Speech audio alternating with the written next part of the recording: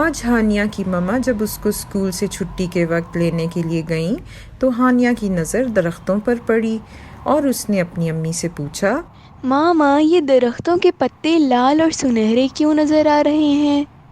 और कुछ पत्ते तो दरख्तों से झड़ भी गए हैं। अम्मी ने उसे बताया। बेटा, ये खिजा का मौसम है। हानिया बोली, ये मौसम क्या होता है मामा? बेटा, पूरे साल में कुदरत ने 4 मौसम दिए हैं। अभी खिजा का मौसम है, इसमें ठंडी हवाएं चलती हैं, दरख्त से पत्ते झड़ जाते हैं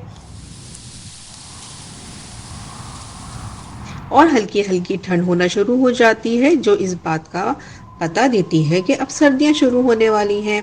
सर्दियों में बाज़ इलाकों में बर्फ भी गिरती है, लोग गर्म कपड़े पहनते हैं, स्नोमैन से खेलते हैं, दिन के वक्त धूप जबकि रात में आग जलाकर उसकी गर्मी से लुत्फानंदोज होते हैं।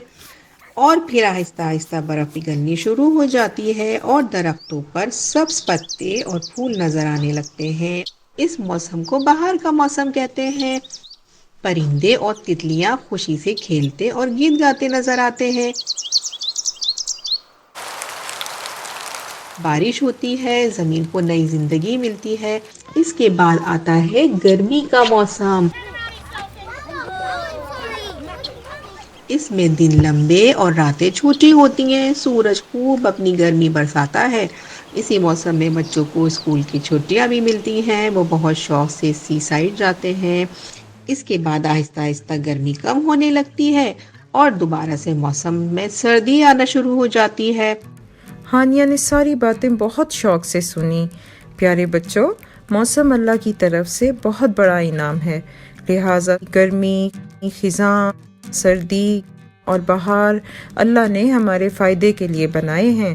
तो आपको कैसी लगी आज की ये कहानी? और ऐसी मज़ेदार कहानियों के लिए आप हमारा YouTube चैनल सब्सक्राइब करें और हमारे Facebook पेज को लाइक करें। अगली कहानी तक के लिए अल्लाह हाफिज़।